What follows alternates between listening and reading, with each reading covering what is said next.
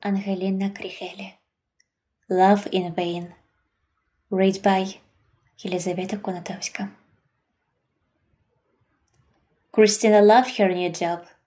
She did not walk, but flew, inspired by the knowledge that she was useful to people. Friends, without conspiracy, twirled their fingers at their temples. Chris, what kind of joy to carry smelly and angry old men? The girl learned, telling the girls about her professional dream come true. She hoped to hear words of support, joy for her. Instead, she suddenly realized that 10 years of communication did not know these people at all. They are someone's moms and dads, grandparents. She tried to reach out. Maybe they simply misunderstood each other. After all, has long noticed that people's relationships seem to have returned to the moment of the Tower of Babel. Everyone says something, but no one hears or understands each other, even if they speak the same language. That's exactly what it is, snorted one of her friends. If they're such angels, why do you think they ended up in your god form? Slightly Squinted reported the second. Because they have children like you, Kristen said, and then froze, frightened. She didn't want to offend them, but what they both at heart. I don't want my life to be measured by shopping and partying, she tried to explain.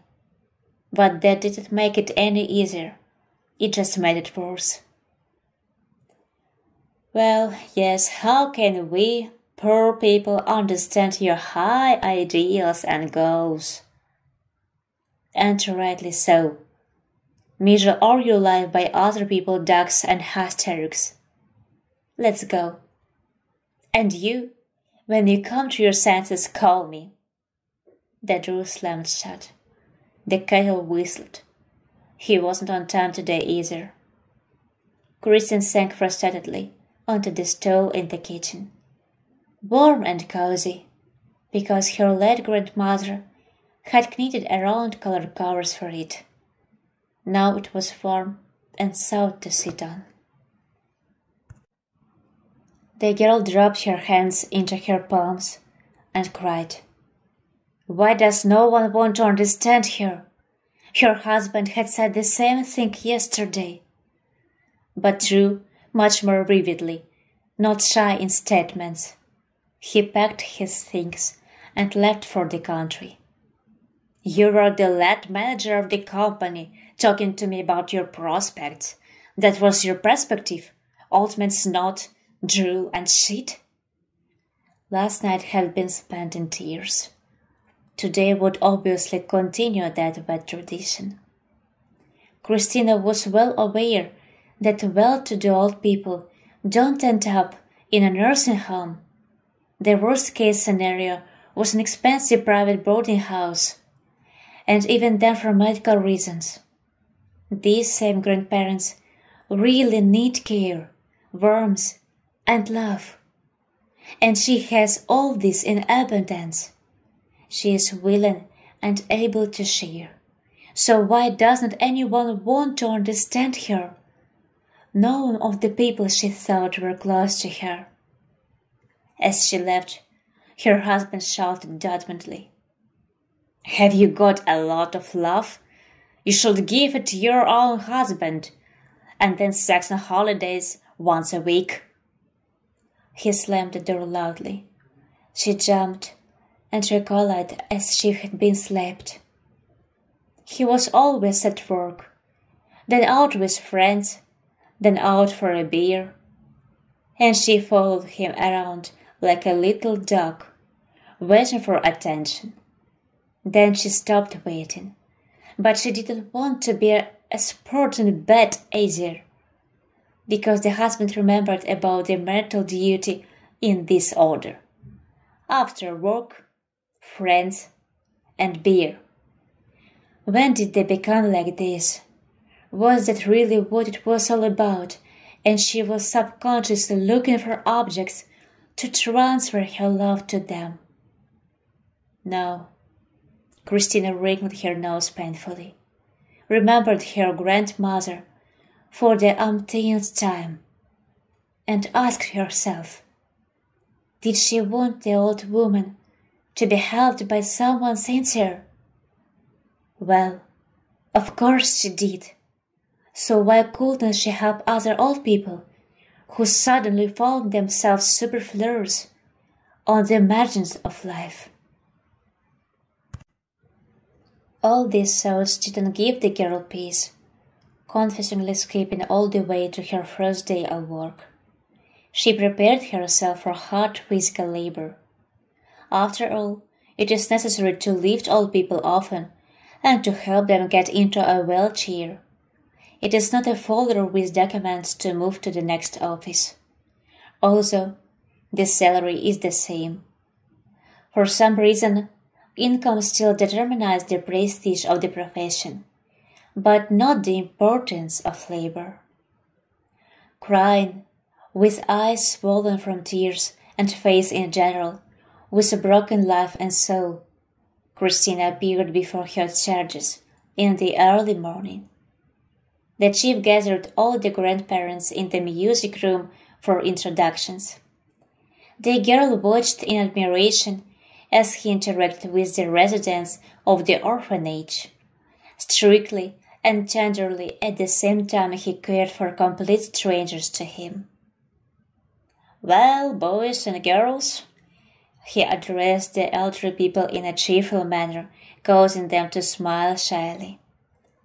They were sitting in a semicircle, some on a bench, some on chairs brought by the only nurse in the collective, others in wheelchairs of varying degrees of modernization. There were 10 people in all, not so many as to be confused, and not so few as not to be tired by evening. "We have a new addition to the company." The chief nodded in her direction in a friendly manner, distracting her from her concentrated eye contact with the deep eyes across the room. The old man at the very door looked on with a slight slyness, lips slightly curved in a smile. A slightly younger woman held his hand, angrily pressing her lips into a thin line and jealously guarding her spouse from female attention. Christina almost exclaimed, "Who's going to take him away?" But suddenly she noticed that he grinned playfully at the old woman opposite, wearing a strange pink hat with a huge clumsy bow, and coquettishly wiggled her leg. The jealous wife's eyes were filled with sadness and pain, honed by years. Looking at new head nurse, for some reason, she softened her gaze. Probably she caught compassion and the whole gamut of emotions that surfaced when watching this strange trio. Christina had least expected to find such passions of Mexican cereals here. However, her neighbor of advanced age had also recently brought a beautiful one, 10 years younger. People were murmuring unhappily. Some warned. They said he would get out of the apartment. She just waved them off with a smile. "She worked hard, raised everyone. I can't live for myself. And the apartment? Well, I will not take her with me." Christina didn't judge, so she did not support it either. But she wondered to herself, trying to imagine such an old age. It didn't work, but just for now. Who knows what thoughts will come to her at an advanced age? "I want love. To be loved," the neighbor had once confessed in her heart. Christina looked again at the ridiculous pink hat and realized that she also just wanted love, but where to get it in closed space with a limited circle of persons. Her wife is holding her back. Why? If she wants to go, let her go. But where to, if both kids are in the hands of the state? Behind the elderly couple proudly sat a wrinkled grandfather, as if all dried up. He was glaring unkindly at the doctor of the orphanage, listening as if he were accepting a subordinate's report. A plump old woman with a knitting needle in her hands. She pulled out the loops of the hook without looking, only occasionally stopping. She listened to the speaker with a soft smile, but her thoughts were somewhere far away. "Her name is Christina," the chief introduced, breaking the girl out of her reverie and leading her by the hand to the center of the room. A faint applause floated through the room. The eyes of wisdom and life experience scattered around the room looked at her with curiosity, as if they could see right through her. "Why were you exiled to us?" asked an old man who was sitting by the window with a pencil and a piece of paper in his hand. He was actively writing something, occasionally celebrating his pencil, and listening as if he were doing a favor. "Ivanich," the chief pulled him back, frowning sadly. "It's all right." Christina gently put her palm on his hand in a soothing gesture. A nurse snickered at the door, glued to the only nurse in the room. The nurse was staring at Christina. The spiders in the jar rustled their legs and scurried away, narrowing their circles and flicking their jaws. At least that's what it felt like. For a second the girl panicked, frightened. The worm of doubt repeated the question of her husband and friends. "Are you sure you want all this?" And suggested to run away before it was too late. But it was too late already.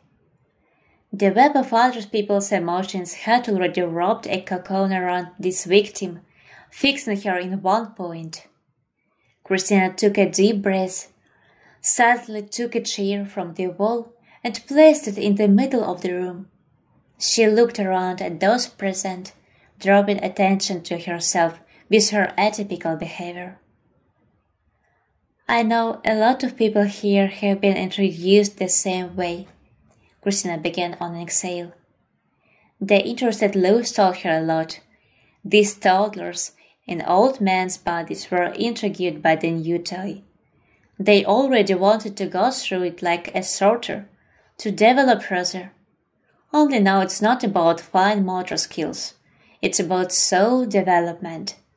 However, that old lady in the faceless corner needs fine motor skills. Her hand twitches. Her eye twitches sometimes. I wonder how often the subspecialists come in here. And I'm probably one of the many you don't have to remember. "You don't have to remember," the nurse elbowed the man irritably. He was listening too attentively. In his mind he was already building a speech for closer acquaintance. "But you should know that I'm staying here, because I belong here." I was embarrassed by how pathetic that sounded. The old man grinned understandingly.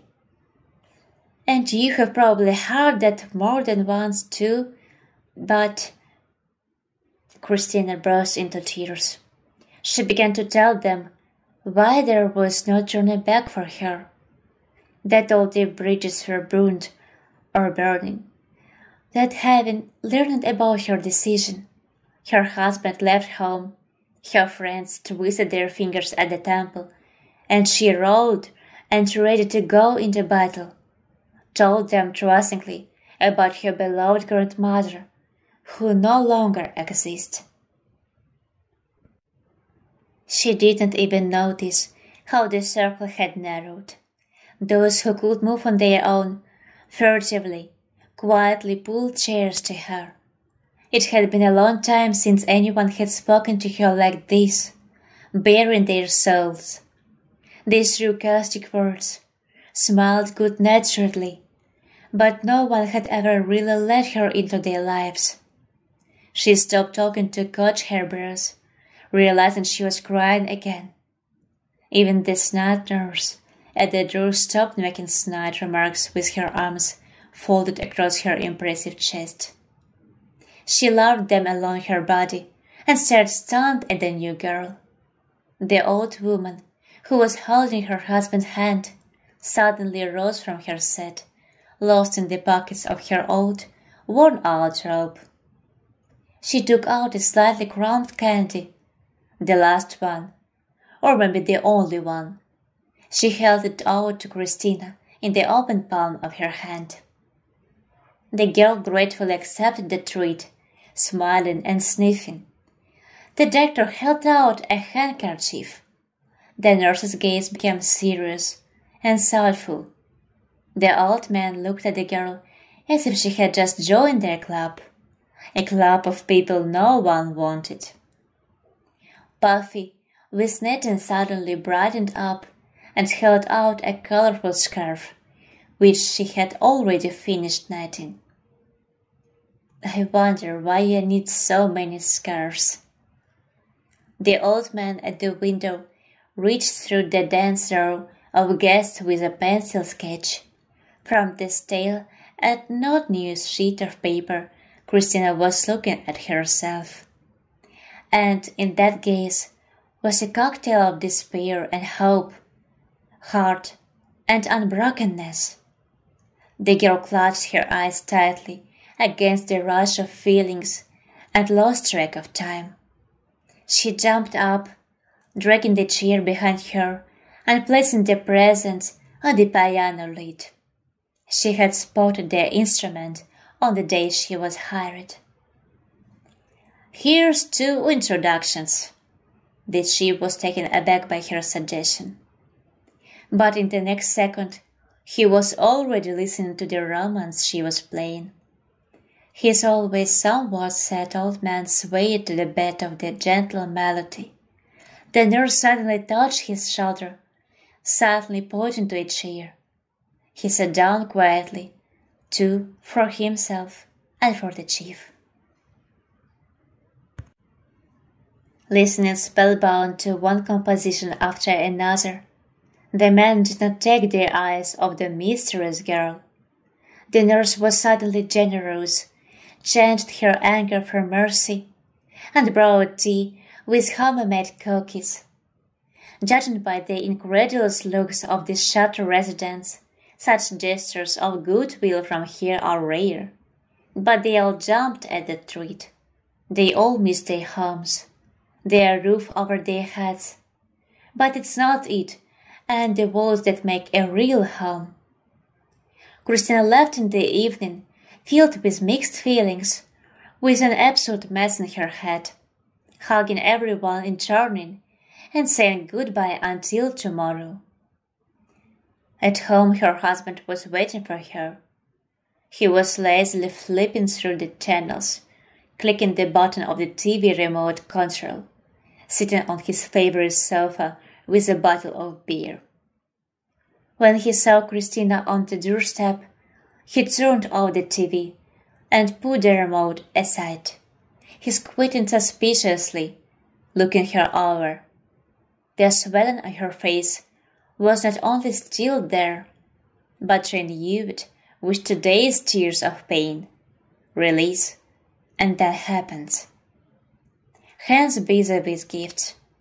A lovely colored, carefully knitted scarf wrapped around her neck, the warmest and most beautiful. Well, you're crying, understand? Smugly clarified the husband, standing up and lazily heading towards her in the corridor. He rolled off the tears on his own account, suffering probably for him, realizing the mistake. I see. Christina nodded easily, putting her back on the nightstand. Well and all right, exhaled the husband with relief. What are we having for dinner? What you cook, that's what we'll have. She shrugged her shoulders, smiling. I don't get it, Should I leave again, or what? He straightened. You haven't realized everything yet? Christina shook her head. Don't go again. Leave for good. The man was stunned. I realized everything. Tomorrow at lunchtime I'll go to file for divorce. I won't rush you out of the apartment. Having said all this, she went to the bathroom to wash her hands, then methodically changed into a Homesport suite, tied her hair with a comfortable tape, and went into the kitchen. Sitting down on a stove, she chopped vegetables for a salad, for one person. Not the slightest challenge, just tired of living for people who did not need it.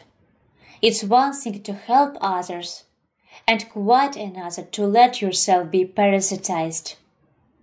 Husband's awake, came out of his stupor, rushed into the kitchen. Chris, what are you doing?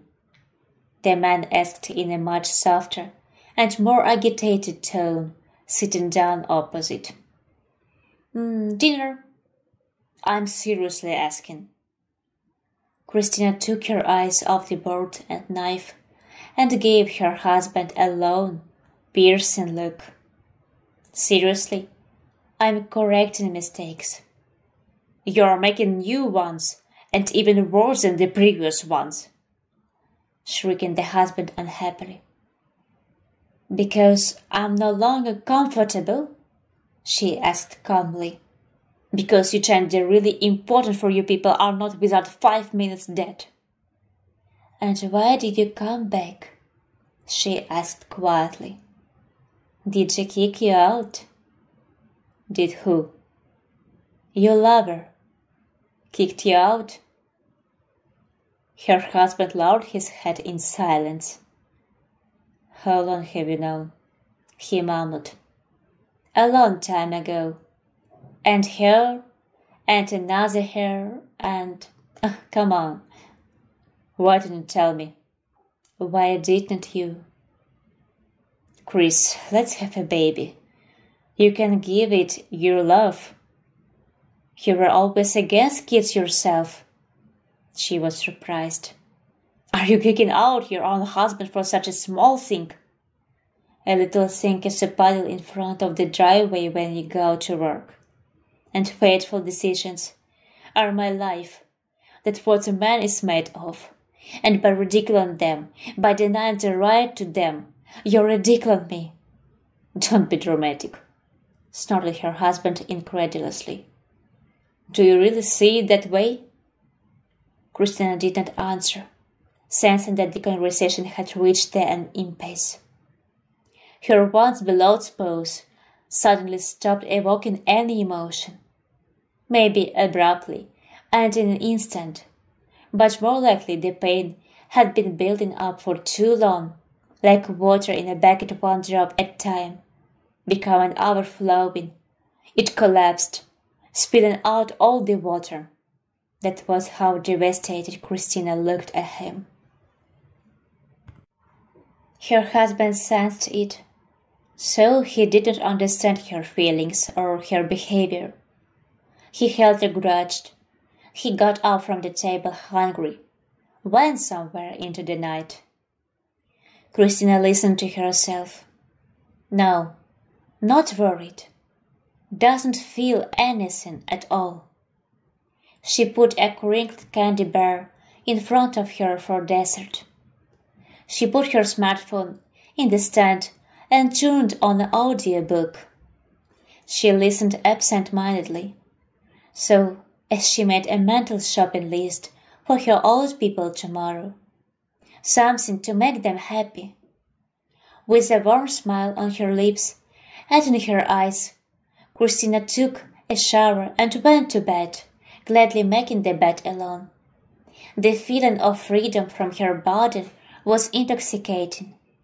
The morning found her in a state of euphoria from the changes that had taken place. The girl literally fluttered, getting ready for work, and then methodically going around the stores in search of bland acquisitions. "Christina, you're shining," the chief stated with a kind smile. He was standing at the entrance in a small makeshift smoking room.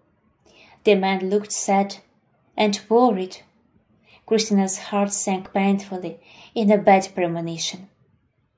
Surprisingly harmonious next to him, the old man who had been drawing yesterday was smoking leisurely, and darker than a cloud stood, head down, the polygamous grandfather. On the edge of Christina's consciousness flashed a ticklish question about what he was even doing with his elderly mistress. Here a purely technical one. What's the point of cheating at that age? For the question, even if not voiced, became ashamed. "Stop smoking," advised Christina. "I bought delicious gifts." But the man, surprisingly, did not even try to smile. Chris mentally reviewed all the possible moments in which she could behave improperly towards someone, offend inadvertently. It's not a good mood today," sluggishly explained Vladimir, the director of the shelter. "What happened?" immediately penetrated the girl. Marusha, that..." The Galan wiped a stingly male tear from his wrinkled face.